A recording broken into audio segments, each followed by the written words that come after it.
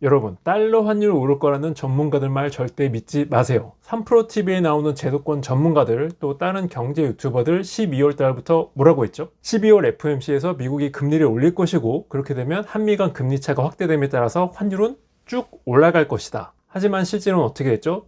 쭉 내려오고 말았습니다. 왜 이럴까요? 한마디로 환율은 종합 예술이에요. 절대로 이론대로 움직이지 않습니다. 소위 말하는 경제 전문가들은 뭐 금리가 어떻고 통화 정책이 어떻고 이런 펀더멘털 분석으로 접근하고 있잖아요. 이거는 지극히 논리적인 접근법입니다. 1 플러스 1은 2가 된다는 논리예요. 하지만 환율의 세계에서 이 논리가 통하느냐? 절대로 통하지 않습니다. 설령 통하더라도 한참 나중에 통합니다. 그러면 뭐합니까? 지금 우리에게 필요한 건 당장 내일 자식들을 위한 달러 송금, 해외여행을 위한 달러 환전, 그게 아니면 달러 결제 대금을 마련해야 되는 입장인데, 지금 우리에게 필요한 건 전문가라는 사람들이 한가롭게 떠들어대고 있는 펀더멘털 분석이 아니라는 거죠. 지금 당장 환율이 어느 쪽으로 움직이고 있고 얼마나 강력한 추세인지를 알려주는 게 바로 수급 분석과 기술적 분석입니다. 그런데 이건 단지 차트 분석으로 가능하지가 않습니다. 과거 시계열 분석으로 정확도가 검증된 기법이 있어야지만 가능하고요. 무엇보다 국내에서 달러를 거래하는 사람들과의 인맥, 정보망이 있어야지만 가능합니다. 제가 항상 보여드리는 여기 헤지펀드, 또 국내 은행들의 달러 포지션 그래프가 바로 이것이죠. 그렇다면 저는 환율에 대해서 뭐라고 해야 하느냐? 제 영상 처음 보시는 분들을 위해서 PR 좀 해볼게요. 11월 1일부터 원달러 환율 계속 하락한다고 한시도 쉬지 않고 주장해왔습니다. 궁금하신 분들은 이 영상 보신 다음에 제 채널 들어가셔서 한번 확인해 보세요. 다 보여드릴 순 없고 요 직전에 올렸던 12월 12일자 영상 결론 부분만 보여드릴게요. 그래서 현재 너의 의견은 뭐냐? 저는 여전히 환율 약세 의견입니다. 검은 선이 여전히 계속 내려오고 있다는 게 가장 간단하면서도 중요한 이유예요. 설령 환율이 뭐 1290원, 1280원을 깨고 내려가지 않아도 좋습니다. 1350원, 1340원? 이때까지 쭉 올라가서 돌파를 한다? 저는 절대로 이런 일은 일어나기 힘들다고 생각을 합니다. 환율 강세는 지금으로서는 어림도 없다 라고 말씀을 드리고 싶어요. 이 영상이 아마 12월 21일 오전 8시 정도에 올라갈 것 같거든요. 대략 한 8일, 9일 정도가 지난 셈인데 그 사이에 환율과 또 제 분석에 어떤 변화가 있었는지 한번 살펴보겠습니다. 저는 항상 대외적인 환경, 달러 인덱스부터 분석에 들어가죠. 어제까지의 상황은 뭐 크게 오르지도 내리지도 않은 상황입니다. 그런데 이제 여기서 눈여겨보셔야 되는 게 최근에는 살짝 반등하고 있다는 거, 달러 인덱스에 아주 중요한 영향을 끼치는 헤지 펀드들 수급을 살펴보겠습니다. 이게 직전 영상에서 보여드렸던 12월 6일자 기준의 헤지 펀드 수급인데 빨간 선 끄트머리에만 집중을 하시면 됩니다. 가장 최근 12월 13일 기준으로 그려봤더니 빨간 선은 크게 움직이지 않은 것으로 나옵니다. 제가 항상 강조한 내용이 있죠. 빨간 선이 쭉 올라가 줘야지만 달러 인덱스도 덩달아서 쭉 올라갈 수 있다. 뭐 크게 올라가지도 내려가지도 않고 있기 때문에 이 자체만으로도 달러 인덱스가 크게 반등할 요소는 보이지 않는다고 할 수 있겠습니다. 이 빨간 선을 매수와 매도로 나눠서 살펴봐야 됩니다. 노란 선은 헤지펀드가 달러를 사려는 수요, 즉 롱 포지션의 총계고요. 빨간 선이 달러를 파려는 수요, 즉 숏 포지션의 총계입니다. 지난 영상 기준으로 봤을 때는 노란 선은 계속 하락세를 유지를 하고 있었고요. 빨간 선은 조금 올라왔어요.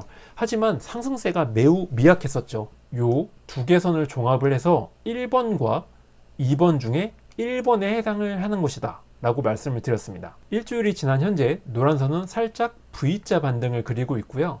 빨간 선도 소소하게 올라오긴 했어요. 결국 두 개 선을 종합을 해서 판단을 내려보자면 이번 주에도 1번 사례에 해당된다고 할 수 있죠. 여기에 달러 인덱스를 포개서 살펴보면 한층 더 정확한 분석이 가능해집니다. 그런데 이 그래프는 13일자까지밖에 안 나온 거예요. 초장에 보여드렸다시피 달러 인덱스는 이번 주 들어서 아주 약하게 반등을 하고 있죠. 헤지 펀드가 그나마 조금 매수를 해준 덕분에 달러 인덱스가 이번 주 들어서 반등하고 있다. 하지만 크게 보자면 달러 인덱스가 강세로 돌아선다? 그런 증거는 전혀 보이지가 않습니다. 노란 선이요, 무지막지하게 치솟아 줘야 돼요. 아니면은 빨간 선이요, 크게 급락을 해줘야 돼요. 오히려 걱정을 해야 되는 건 달러 인덱스가 추가로 하락하기 위한 조건, 뭐다? 빨간 선이 크게 급등을 해줘야 된다. 그렇기 때문에 지금 상황만 놓고 보자면 달러 인덱스는 급락이 아닌 완만하게 아니면은 계단식으로 하락할 확률이 높습니다. 이제 원달러 환율 분석으로 들어가 보겠습니다.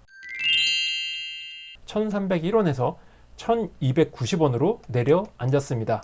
오, 예. 이번에도 아주 보란듯이 적중을 했어요. 자, 과거는 과거일 뿐이죠. 지금이 중요합니다. 환율 검은 선 분석을 항상 보여드리곤 하는데, 검은 선이 도대체 뭐냐, 어떤 분석 지표기에 이렇게 잘 맞추느냐 궁금하신 분들은 여기 아래 내용을 참고를 하시고요. 지난 영상 제가 아주 많이 올려놨으니까 그걸 보시는 것도 도움이 될 겁니다. 자, 마지막으로 보여드렸던 12월 9일 당시 검은 선은 이렇게 줄기차게 내려가고 있었어요. 어떻게 바뀌었을까요? 마지막으로 영상을 올렸던 12일 환율은 6원 가까이 상승을 했고요. 검은 선은 하락을 했습니다. 환율 약세 의견을 계속 유지한다고 설명을 드렸습니다. 하루가 지난 13일 환율은 1원 넘게 빠졌고요. 정말 다행스럽게도 검은 선은 다시 하락 기울기를 키워서 내려가기 시작을 했습니다. 그래서 저는 제 블로그 이름이 마술사의 시장 읽기거든요. 네이버나 구글에 치시면 나옵니다. 그리고 후원자용 글은 저한테 감사하게도 후원을 해주시는 분들을 위해서 제가 주 5회 매일매일 장이 끝나면 국내 증시, 원달러 환율 분석, 미국 증시 분석을 꼬박꼬박 올리고 있습니다. 거기에 이렇게 썼어요. 검은 선이 계속 내려가고 있기 때문에 숏 베팅, 환율 약세 의견을 그대로 유지한다. 14일 환율은 10원 가까이 빠졌고요. 내일 모든 게 결정이 날 것이다. 검은 선이 이 빨간 영역 아래로 내려가지 않을까 한다.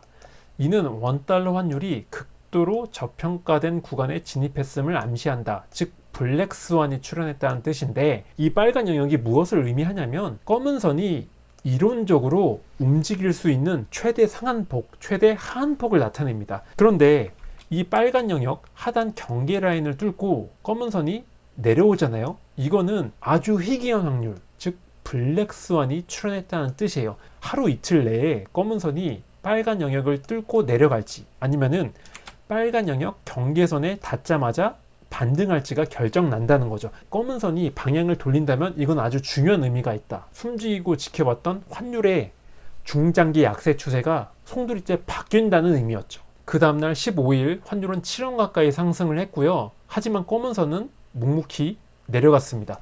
빨간 영역 거의 경계선에 도달했어요. 검은 선은요, 경계선에 닿자마자 방향을 바꾸는 게 맞습니다. 이론적으로는. 하지만 주식이든 환율이든 인생이든 이론대로 움직이는 건 아니죠. 뚫고 내려갈 수 있다는 거예요. 자, 이거에 대한 설명은 제가 나중에 자세히 드려보겠습니다. 블로그에 이렇게 썼어요.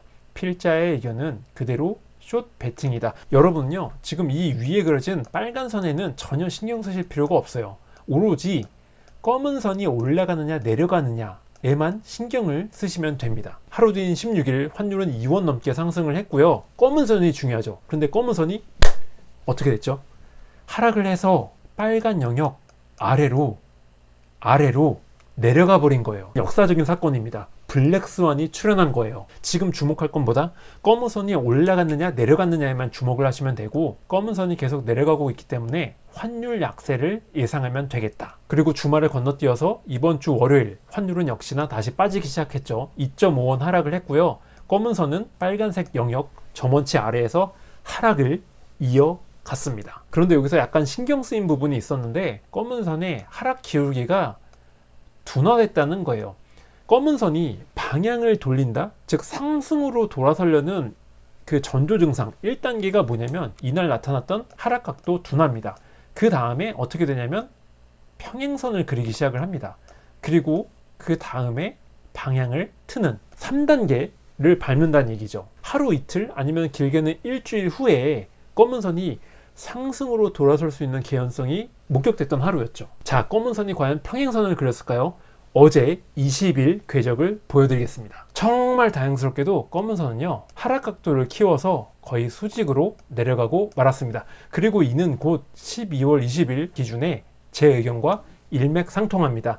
한마디로 저는 이번에도 얼죽숏 환율 약세는 계속 이어질 것이다. 제가 몇 번을 말씀을 드리죠. 검은 선이 내려간다는 건 달러 환율이 1보 전진 2보 후퇴 패턴을 보인다는 거예요. 환율이 예를 들어서 하루에 100원 오르잖아요. 그러면 이틀 뒤에는요, 지나고 나서 보면 120원이 내려가 있습니다. 환율이 하루에 1000원 오른다고 쳐요. 그러면 이제 우리나라 망한다는 얘기가 여기저기서 나오겠죠. 하지만 검은 선이 내려간다면 절대로 걱정하실 필요가 없습니다. 왜냐?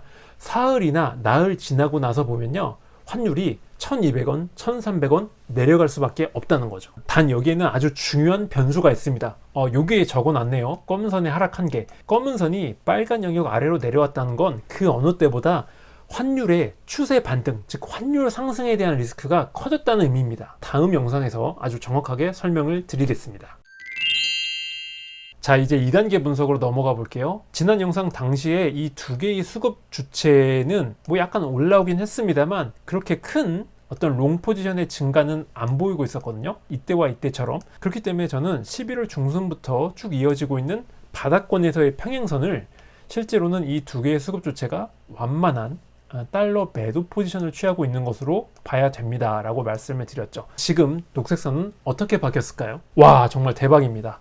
녹색선이요, 그나마 올라왔던 게 쭉 가라앉아서 평행선을 그리고 있어요. 여기 헤지펀드와 국내 은행들이 달러 매수를 전혀 안 하고 있다. 설령 하더라도 강력한 매도 포지션이 압도하고 있다. 그렇기 때문에 지금 11월 이후에 우리가 매일매일 보고 있는 원달러 환율의 궤적은 내려갈 수밖에 없다는 거죠. 원달러 환율이 급등하려면, 아니 뭐 급등 아니어도 좋아요. 추세를 바꿔서 올라가려면 녹색선이 아주 크게 올라가 줘야 돼요. 어느 정도로?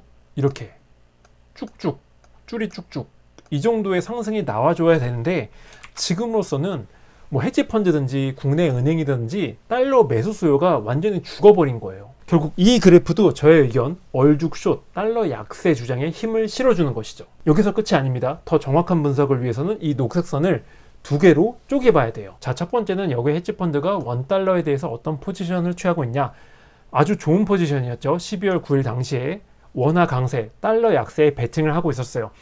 빨간 선이 계단식으로 내려오고 있다는 것은 달러를 마구마구 집어 던진다는 얘기입니다. 타임머신을 타고 12월 9일, 아니 12월 12일 오전으로 돌아간다고 치면은 절대로 달러 환율 오를 것이다. 달러 강세에 베팅할 이유가 없었죠. 왜냐면 지금 같은 시기에는 국내 은행들이 거래하는 원달러 포지션 플레이보다는 여기 헤지펀드가 국내 원화에서 어떤 포지션을 취하고 있는지가 훨씬 더 중요하게 먹히거든요. 일주일이 지난 현재 빨간 선은 아쉽게도 하락을 멈췄습니다. 오히려 끝이 약간 조금 올라온 것으로 보여요. 하지만 걱정하실 필요 없습니다.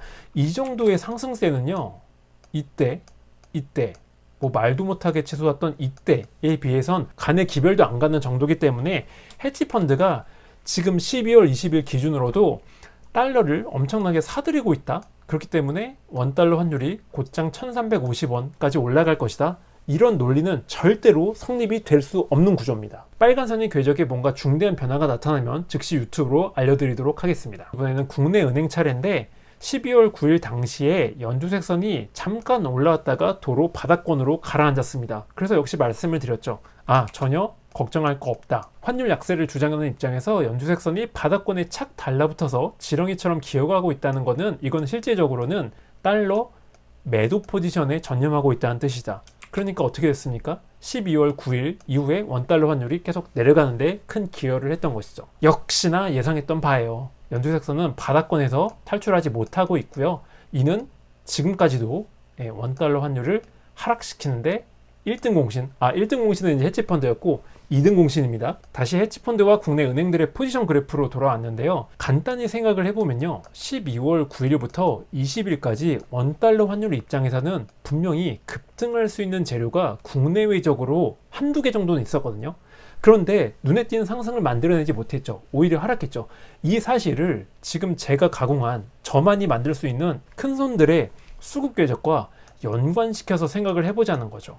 왜 큰손들이 달러를 매수를 안 했을까? 오히려 매도 플레이에 전념하고 있을까? 한마디로 이런 겁니다. 주식이든 부동산이든 환율이든 국내에서 악재가 발생을 해서 원화를 팔고 달러를 사서 먹튀하는 일종의 세력들이 많이 사라졌다는 뜻이죠. 주식시장에서 아주 유명한 격언이 있죠. 대형 악재라고 생각을 했는데 막상 주식시장 열린 걸 보니까 하락폭이 예상보다 훨씬 적었어요. 그러면은 그건 더 이상 대형 악재가 아니다. 환율도 마찬가지여서 분명히 원달러 환율이 상승할 거다, 급등할 거다라고 예상되는 소재가 뭐 우리나라든 외부에서 발생을 했는데 막상 뚜껑을 열어보니까 환율이 크게 오르지 않더라. 이거는 국내에서 먹튀할 세력들이 거의 씨가 말랐다는 뜻입니다. 씨가 마르지 않았다면 원화, 매도세를 충분히 진압하고도 남을 만큼의 어마무시한 달러 매도 플레이를 펼치는 새로운 세력이 나타났다는 뜻이죠. 저는 이게 강력한 심증을 가지고 있기 때문에 또 증거도 오늘 다 보여드리지 못했는데 충분히 가지고 있거든요. 그렇기 때문에 계속 얼죽숏 달러 약세에 베팅을 한다고 말씀을 드린 겁니다. 물론 지금은 큰 손들, 즉 헤지펀드와 국내 은행권에서 달러 매수세 주문이 엄청나게 들어올 수 있기 때문에 그렇게 되면 블로그와 유튜브로 알려드리도록 하겠습니다. 오늘 영상이 도움이 되셨다면 구독과 좋아요 부탁드리겠고요. 저는 다음 영상으로 찾아뵙겠습니다. 감사합니다.